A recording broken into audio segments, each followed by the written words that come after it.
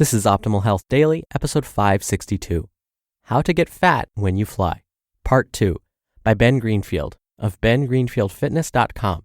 And I'm Dr. Neil, your very own personal narrator.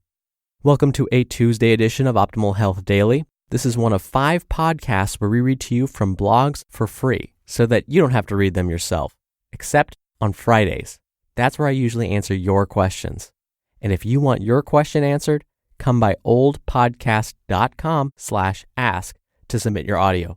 Or you can do it the old-fashioned way and call in your question by dialing 61 I love OHD. And as a bonus, well, first, it makes me super happy because I love listening to and answering your questions. But as a bonus to you, it enters you into small special raffles to win books. As a reminder, today's post is a continuation from yesterday. So if you're new here or skipping around, I'd recommend listening to yesterday's episode first. That's episode 561. But if you're all caught up, let's get right to part 2 and continue optimizing your life. How to Get Fat When You Fly, Part 2, by Ben Greenfield of bengreenfieldfitness.com. Laura is very hungry now. She doesn't realize that the large spike in insulin caused a quick drop in blood sugar and sent her appetite through the roof. Whatever has happened, she knows she is in a perfect situation to gain fat by making a dietary decision based on appetite cravings rather than rational choice. She takes 1 extra bag of pretzels. The pretzels say low calorie and fat-free, but the body responds to pretzels the same way as cranberry juice. Laura is glad she did not pack food for the plane because otherwise she would have been equipped to avoid these fat gain decisions and might have instead simply opted for a glass of sparkling water with a lemon wedge to drink with her apple and almonds. Laura is very careful to avoid the rule of 1 hour, 1 minute on the plane.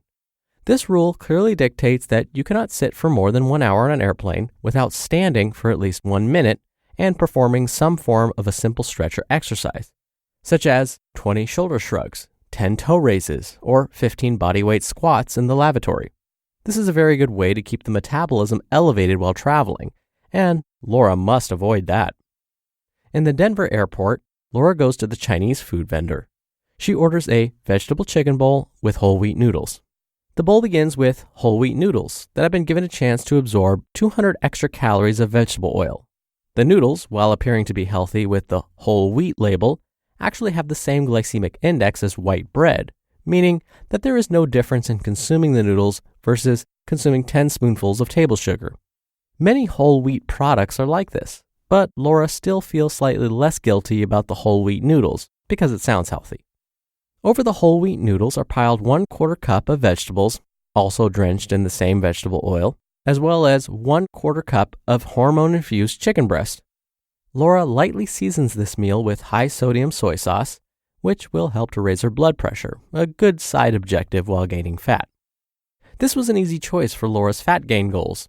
Such an easy choice, in fact, that she didn't even notice the dangerous alternative, the small bag of almonds and raisins for sale at the Starbucks across the airport aisle, which would have been paired nicely with a cup of white tea sprinkled with cinnamon and perhaps a banana or apple from the basket of fresh fruit beside the cashier machine.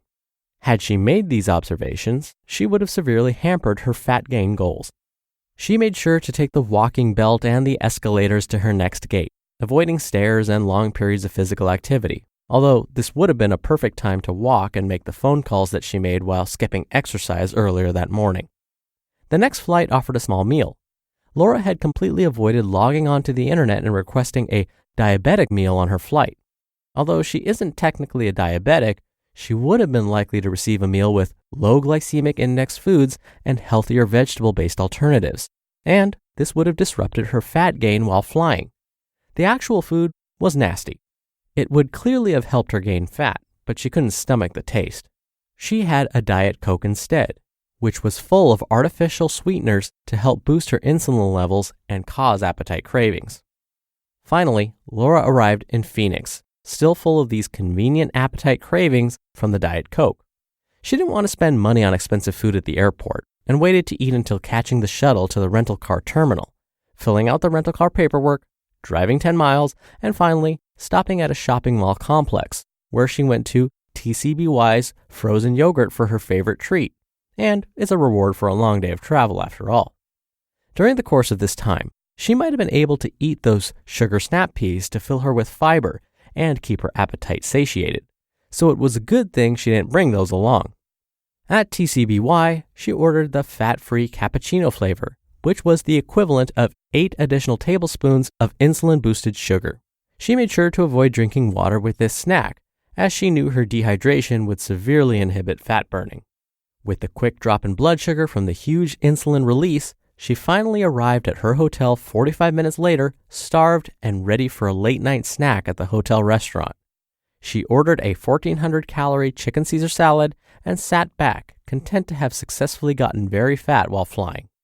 She was very sure not to order her dressing on the side, not to ask for the chicken grilled instead of fried, and not to ask the waiter to leave off the Parmesan cheese, as this would have cut the salad calories by 60%. You just listened to part 2 of the post titled, How to Get Fat When You Fly, by Ben Greenfield of bengreenfieldfitness.com.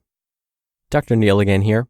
Like I said yesterday, what Ben is trying to get at is even small course corrections along the way may have helped Laura in this case. She didn't need to make all perfect decisions, but a small good decision here or there may have prevented this unintended consequence of potentially gaining more fat. One of the most common things I hear from patients is that when they travel, all of their nutritious eating goes out the window. And part of it is just a lack of planning. What I actually like to do is pack my own snacks, especially when I know I'm going to be traveling all day. In the States, the Transportation Authority lets you carry food through security. It's just the liquids that you have to be careful of.